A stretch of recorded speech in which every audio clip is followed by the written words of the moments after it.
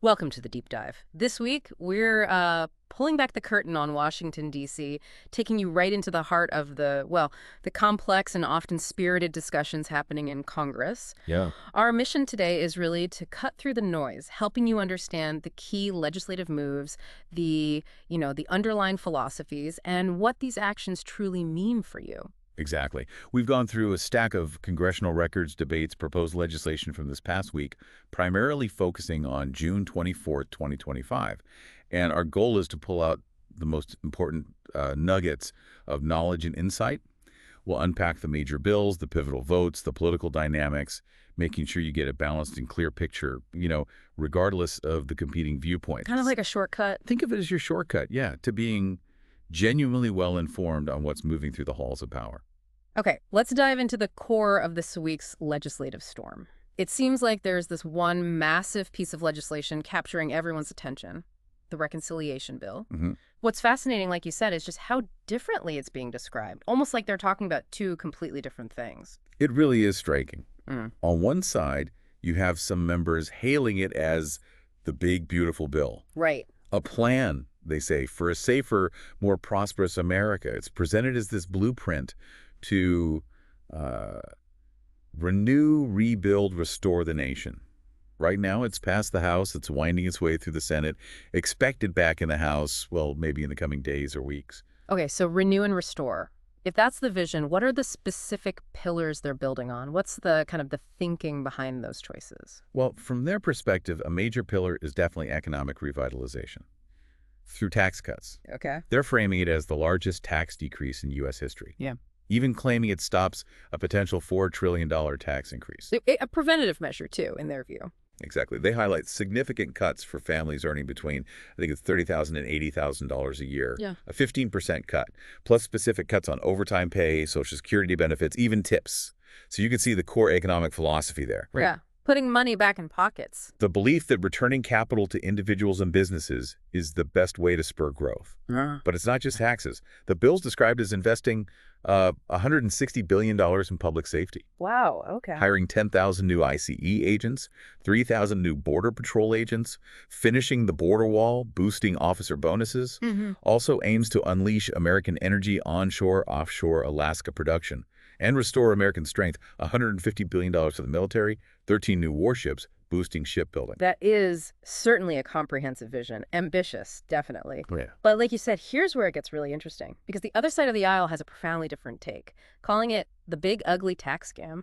hmm Or even the big, beautiful betrayal. Betrayal. Strong words. What are their primary concerns? Why such a stark contrast? Well, their concerns are largely fiscal and social. They argue it's fiscally irresponsible, claiming it'll add trillions to the national debt. Trillions. Specifically, $3.3 trillion over 10 years, and potentially, get this, $37 trillion over 30 years. 37 trillion. Yeah. That's astronomical. It is.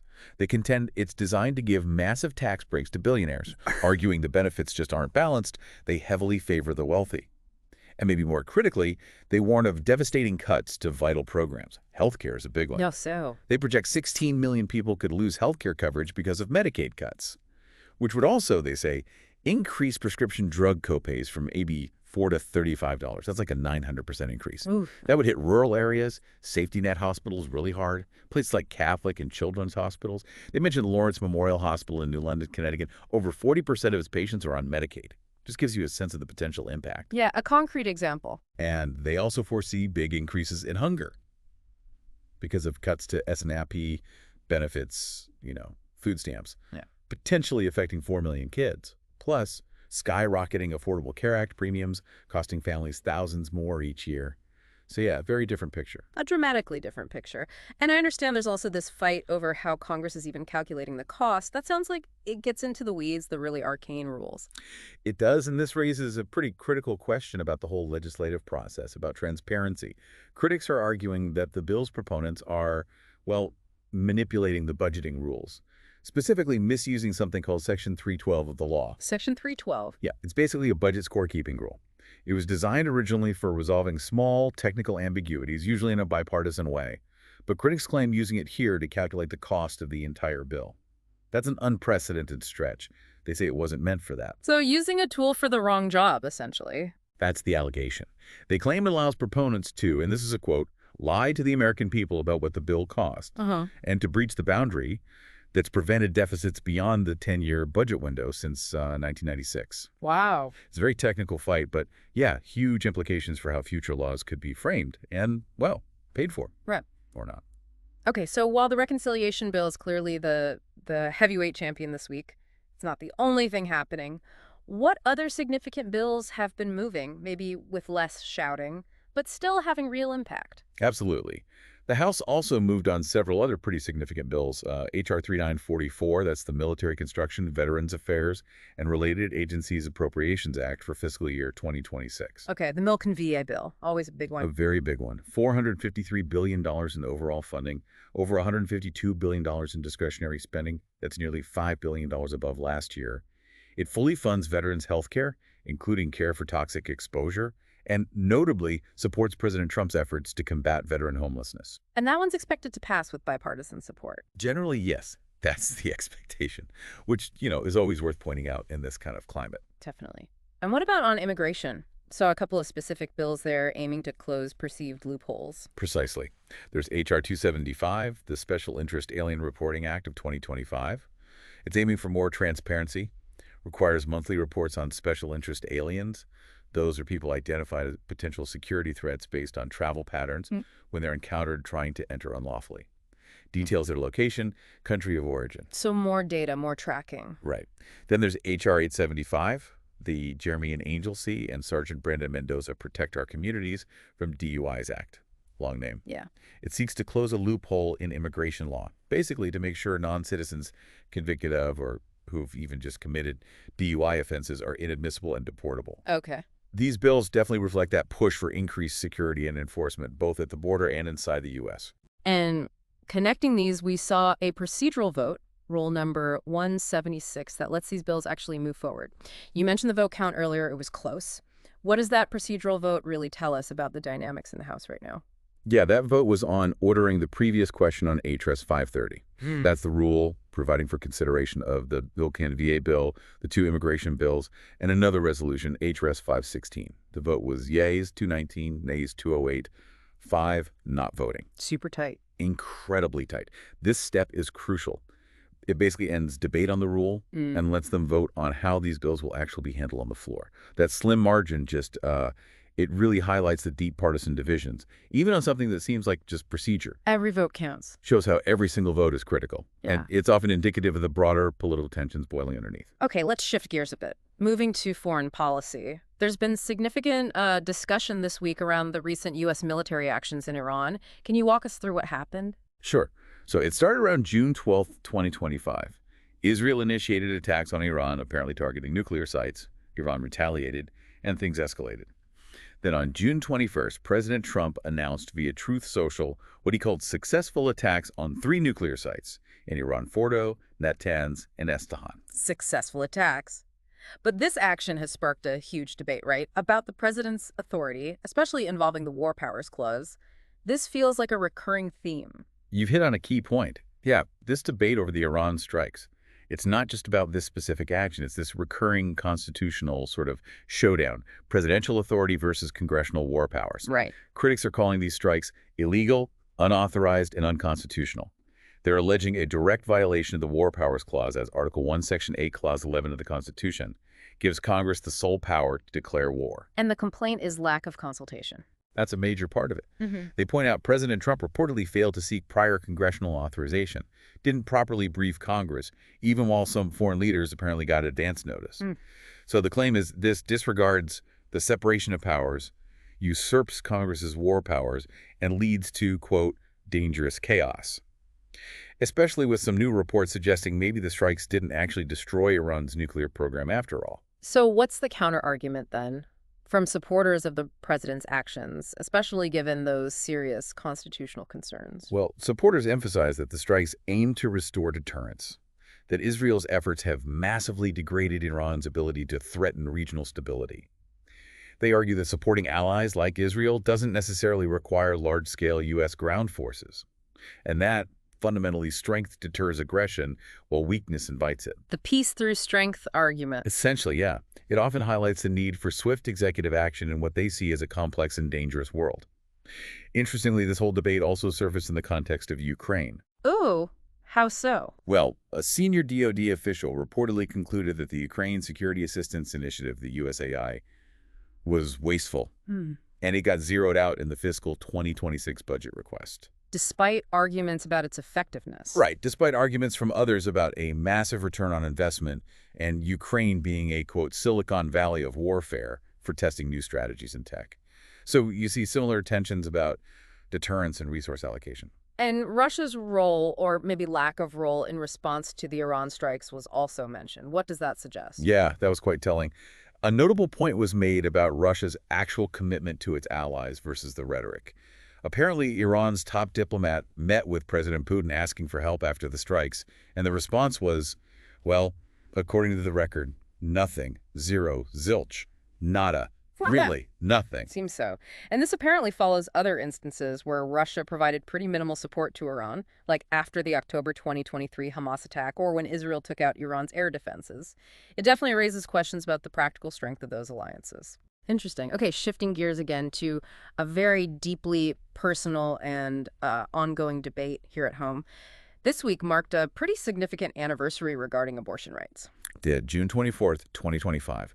That marked 3 years since the Supreme Court's Dobbs decision, Dobbs v. Jackson, a women's health organization.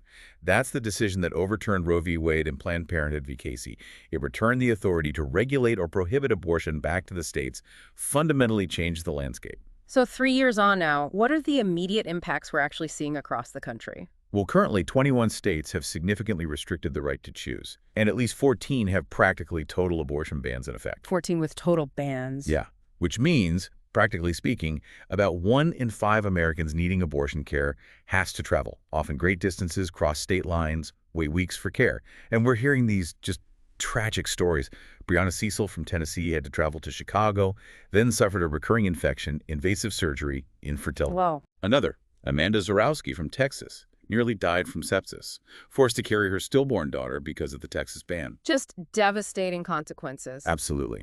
And some are also arguing that maternal mortality rates are spiking in states with these strict bans. Plus, an economic cost may be $133 billion annually to the U.S. economy because of reduced female workforce participation. That economic angle is something maybe not everyone thinks about. And there's also this continued, pretty contentious debate around medication abortion, right? Mifepristone. Yes, exactly. Very Yes. contentious. On one side, some call it baby poison, claim it's extremely dangerous to women. They cite issues like sepsis, infection, hemorrhaging. There was mention of a mega study suggesting adverse reactions could be like 22 times higher than what the FDA claims based on older trials. But there's a counter-narrative on safety, too. Oh, definitely. Others, including the American Medical Association, strongly emphasize its safety and effectiveness. They state there's no evidence of harm from access to mifepristone. It's been on the market over 2 decades, used safely in 90 countries. So it's a clear clash of interpretations, data, and deeply held beliefs. And how is Congress itself responding to this 3-year anniversary and the ongoing fallout from Dobbs? Any specific actions? Well, the Women's Health Protection Act is being reintroduced. That aims to create statutory rights for healthcare providers to offer abortion services free from state bans and restrictions. Trying to codify Roe, essentially. That's the goal. And remember, that reconciliation bill we talked about is contentious here, too. Democrats claim it includes provisions to defund Planned Parenthood, eliminate coverage for comprehensive reproductive care. They argue this jeopardizes access to essential services like cancer screenings, birth control, especially for people on Medicaid. So it touches almost every major piece of legislation. We also saw strong condemnations of political violence this week. 2 resolutions specifically, but one seemed maybe more straightforward than the other. That's a good way to put it. HRES 519 passed pretty smoothly. Yeah. It condemned that targeted political attack on June 14th, the assassination of former Minnesota State House Speaker Emerita Melissa Hortman and her husband, Mark, and the critical injuries to State Senator John Hoffman and his wife, Yvette. Just horrific. Absolutely. Okay. And there was a strong, clear, bipartisan call condemning all politically motivated violence. Real unity on that tragic event. But then there's HRS 516 concerning riots in Los Angeles. That one seemed to spark much more partisan debate. What was the core disagreement there? Yeah, it was indeed contentious. While HRS 516 officially condemns violent June 2025 riots in Los Angeles, the debate got highly polarized very quickly. Republicans allege violence and vandalism, burning cars, attacking police officers, burglarizing businesses. They linked it to previous administration policies, supported President Trump sending Marines and National Guard troops to L.A. Okay. And the Democratic response? Democrats, while condemning violence generally, criticized HRS 516 itself, called it a partisan, disproportionate response, a blatant overreach of federal power. Yeah. They accused Republicans of intentionally misleading the public on the scale of the violence. So disagreement even on the facts on the ground, it sounds like. And the framing, definitely. The debate also included a challenge from Democrats for Republicans to condemn pardons related to the January 6th Capitol events, so quickly tied into those broader, ongoing political fault lines. Right.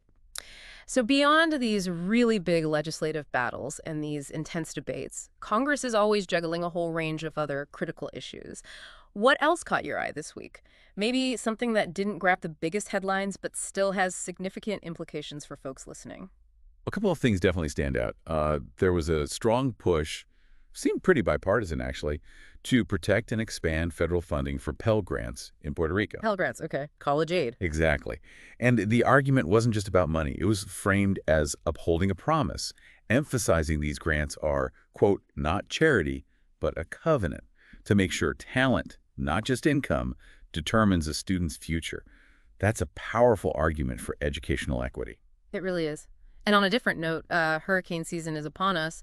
What's the latest with the National Flood Insurance Program? We've heard a lot about rate changes causing problems. Yeah, that's a huge one, especially for coastal states like Louisiana, Florida. Lawmakers are really urging FEMA, the Federal Emergency Management Agency, to end what they're calling the Biden-era risk rating 2.0 for the NPIP. Risk rating 2.0, that's the new system. Right. It aims for more actuarially sound rates, linking premiums more closely to actual flood risk. But the result has been these devastating premium hikes for a lot of people, seniors, low and middle income homeowners. So it's a fight over fairness versus affordability. Exactly. How do you balance trying to make the program financially stable with keeping flood insurance affordable for vulnerable communities? Yeah. Especially as storms get worse. It's a tough one. No easy answers there. Anything else? Maybe on gun violence legislation or new appointments? Yeah, actually. The Stopping the Fraudulent Sale of Firearms Act, S. 2158, was introduced in the Senate. This bill tries to close loopholes in online firearm sales, making fraudulent dealings a federal crime. The sponsors noted 46,000 lives lost to gun violence in 2023, and that something like 80% of firearms used criminally come from sellers who don't do background checks. To try to target that source. Yeah, and appointments. Yes. The Senate confirmed Paul Dabar as Deputy Secretary of Commerce. That vote was 56 yeas, 42 nays. And of course, amidst all these big policy fights, you always see Congress taking time for tributes, recognizing distinguished folks, community leaders, service members retiring or for their contributions, everyone from Fred Smith, the founder of FedEx, down to local firefighters, police officers, teachers. They don't make headlines, but it's part of the human side of Congress's work. Right, the day-to-day functioning beyond the big battles. So with all this intense activity, all these competing priorities, what's on the horizon? What should we be watching for in Congress, and how might it affect us? Well, the most immediate thing is definitely that reconciliation bill. What happens next? Will the Senate's version actually come back to the House for a final vote? And will these competing narratives, big beautiful bill versus big ugly tax scam, sway public opinion or any votes? That's the big question. And that technical budgeting rule fight, Section 312. Yeah, that's a critical process thing to watch. Yeah. Because how that gets resolved or how it's used going forward could really shape future legislative battles. How bills get scored for cost, how budgets are put together. It matters. Okay. And beyond the budget, foreign policy, other key social issues. Well, in foreign policy, we'll certainly see how the U.S. continues to navigate the very complex situation with Iran. Yeah. And how that debate over congressional oversight versus presidential authorities for military action evolves. The future of U.S. aid to Ukraine, too, especially with that discussion around the USAI program and its funding being cut in their requests. That's a critical area to watch. And domestically? Domestically, well, the 3-year anniversary of Dobbs. It signals continued state-level fights over abortion access. And definitely ongoing efforts in Congress, like the Women's Health Protection Act, to pass federal protections. We'll also see if those immigration bills, H.R. 275 and 875, gain any traction, or if those calls to fix the National Flood Insurance Program actually lead to results before, the peak of hurricane season hits. Wow. What a deep dive indeed. We've tried to cut through some really complex legislative language, those spirited debates, to hopefully give you a clear picture of what's actually happening in Congress this week. Yeah. Our goal really is always to give you that shortcut to being well informed, equip you with maybe some surprising facts, those critical insights that help connect the dots. And if you connect all this to the bigger picture, it just underscores how deeply intertwined these policy debates are with your daily life, right? Absolutely. From your healthcare costs, your tax bill, to national security, fundamental rights. I mean, the sheer variety of issues we touched on. The reconciliation bill's impact on your wallet, the very personal implications of abortion rights it shows. Congress's work directly touches every single American. Which leads to the important question, how can you as a citizen actually engage with this process? Especially when it all feels so complex, sometimes overwhelming. Well, understanding these debates, like we're trying to help with today, that's really the crucial first step. And you can find and read the full text of these bills we talked about. Go to congress.gov. It's all there. Okay. Want to contact your representatives? Share your views? Their contact info is easy to find on house.gov and senate.gov. And for tracking what's happening day to day, the Congressional Record, that's where a lot of our source material comes from, is a public resource. Keep an eye out for upcoming hearings, votes on issues you care about. And it's worth remembering, as we heard echoed in some of those debates, the strength of our democracy really relies on that spirited debate, on civil discourse, ideally not chaos. It's about how we as a nation choose to define our values and shape our future together. Exactly. In this world of just constant information overload, true understanding really comes from seeking out multiple perspectives, questioning your own assumptions, maybe questioning ours too, and recognizing that engagement, which goes way beyond just voting. That's how we continue to shape and define the American dream, whatever that means to each of us. So, what does this all mean for you? It really means your role in shaping the nation's future is as vital as ever. Keep digging, keep questioning, and definitely stay curious.